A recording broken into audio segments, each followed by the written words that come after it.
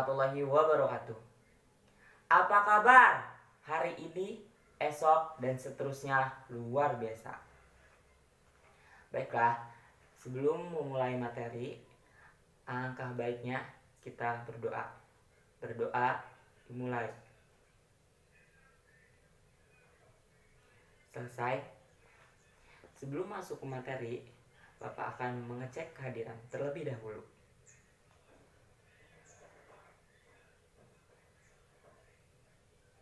Sepertinya hadir semua.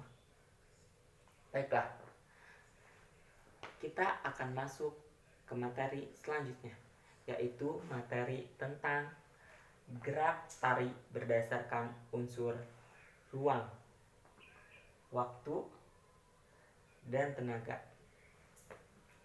Namun, sebelum kita masuk ke materi tentang gerak tari berdasarkan unsur ruang, waktu, dan tenaga, Bapak akan membahas tentang pengertian gerak tarik. Sebelum masuk ke materi, Bapak punya dua video. Video pertama dan video yang kedua. Dari kedua video tersebut, manakah yang termasuk ke dalam video gerak tarik? Kita lihat video yang pertama.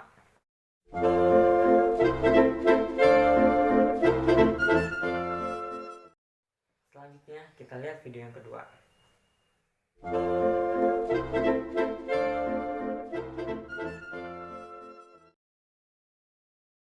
Dari tayangan video tersebut ada kesamaan, yaitu keduanya sama-sama mempraktikkan seseorang sedang berjalan. Di antara kedua video tersebut, manakah yang termasuk ke dalam gerak tari?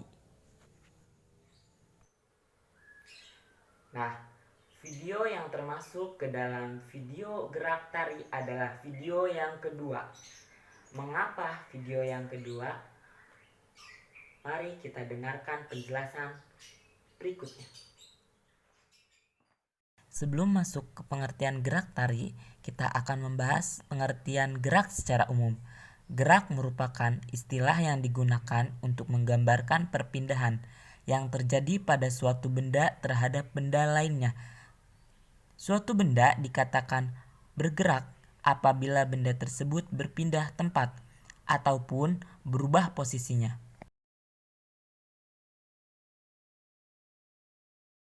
Sedangkan gerak tari adalah perubahan pola-pola tubuh penari yang dipengaruhi oleh gravitasi. Perpindahan sebagai suatu proses tubuh yang berubah dari satu tempat ke tempat tertentu, dari satu titik ke titik tertentu. Dapat dikatakan gerak tari adalah suatu kondisi tubuh yang berpindah atau berubah tempat atau lokasi tertentu. Banyak sekali perbedaan antara gerak tari dengan gerak sehari-hari. Gerak tari memiliki dua pengolahan dalam gerak, yaitu gerak yang distilasi dengan gerak distorsi. Apa itu gerak stilasi dan apa itu gerak distorsi? Gerak stilasi adalah gerak yang dalam pengolahannya hanya menunjukkan gerakan yang indah-indah saja. Sedangkan gerak distorsi adalah gerak yang dalam pengolahannya merubah bentuk asli menjadi bentuk yang berbeda. Selanjutnya, Bapak punya 6 gambar. Gambar pertama, gambar kedua, dan gambar ketiga. Gambar keempat, gambar kelima, dan gambar keenam. Dari keenam gambar tersebut, manakah yang termasuk ke dalam gerak stilasi dan gerak distorsi? Dari keenam gambar tersebut ada dua kategori. Kategori pertama yaitu gerak stilasi, dan kategori kedua yaitu gerak distorsi. Dari keenam gambar tersebut, 3 diantaranya termasuk ke dalam gerak stilasi dan 3 diantaranya gerak distorsi. Nah, yang termasuk ke dalam gerak stilasi adalah gambar nomor 1, 3, dan 5.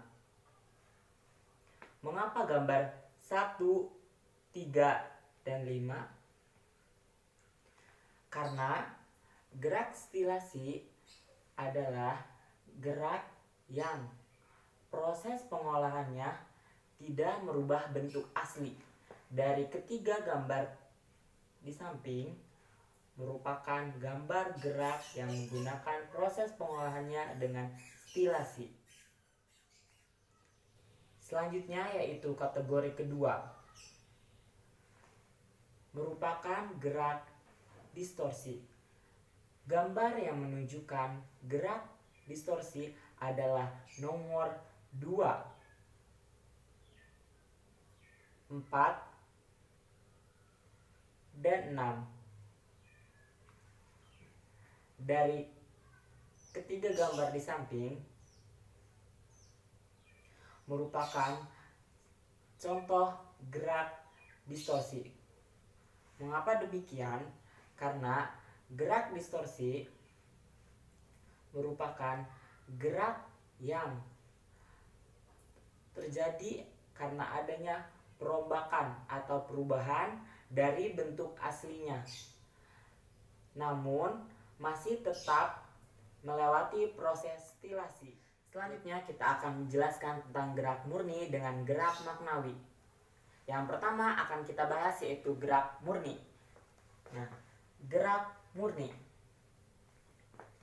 Gerak murni adalah gerak yang hanya memiliki nilai estetis atau nilai keindahan.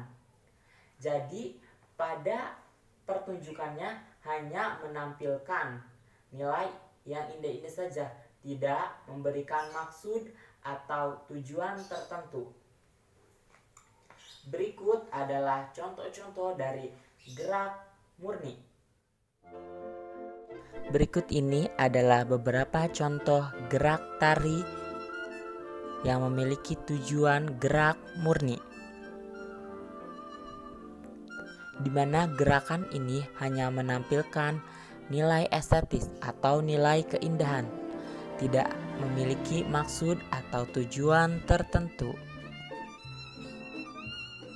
Nah, selanjutnya yaitu gerak maknawi.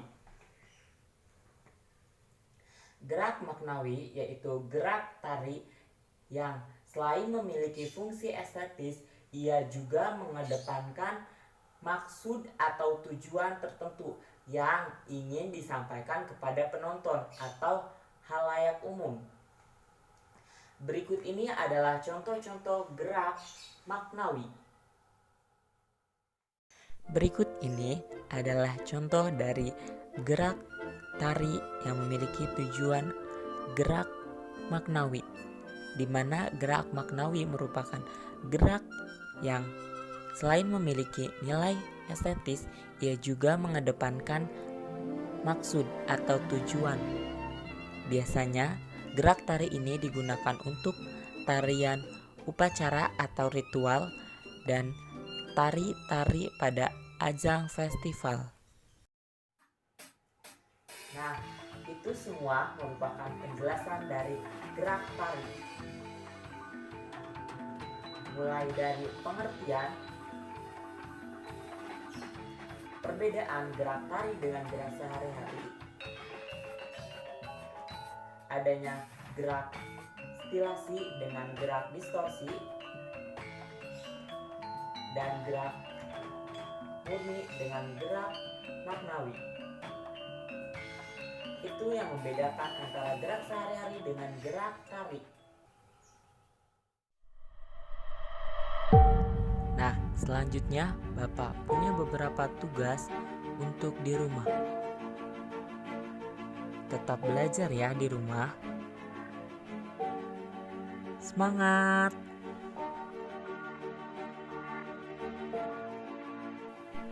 Soal uraian. Yang pertama, apa yang dimaksud dengan gerak tari? Yang kedua, apa perbedaan antara gerak dengan gerak tari? Yang ketiga, apa yang dimaksud dengan gerak stilasi dan distorsi yang terdapat dalam gerak tari? Yang keempat, carilah masing-masing 5 contoh yang termasuk ke dalam gerak stilasi dan gerak distorsi. Yang kelima, apa perbedaan antara gerak murni dengan gerak maknawi? Yang keenam, carilah masing-masing 5 contoh yang termasuk ke dalam gerak murni dan gerak maknawi. Yang keenam, buatlah resume yang kalian pelajari dari tayangan video pembelajaran tersebut. Soal berikutnya, tebak gambar.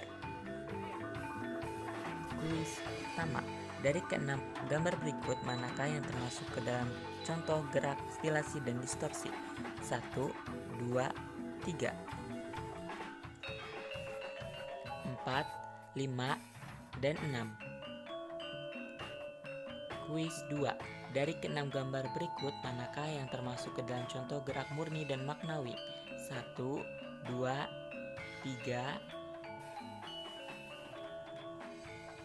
4, 5, dan 6. Ingat, pilih yang benar ya.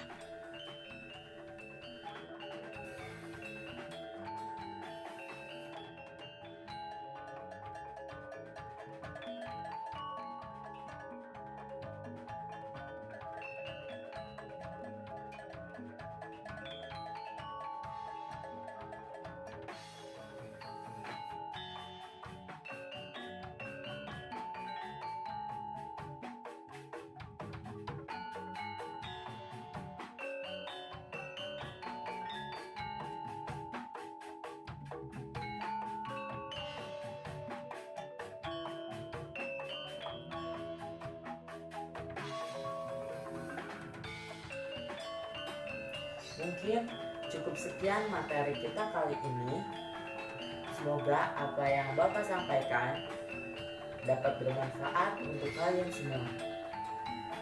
Kurang dan lebihnya Bapak mohon maaf.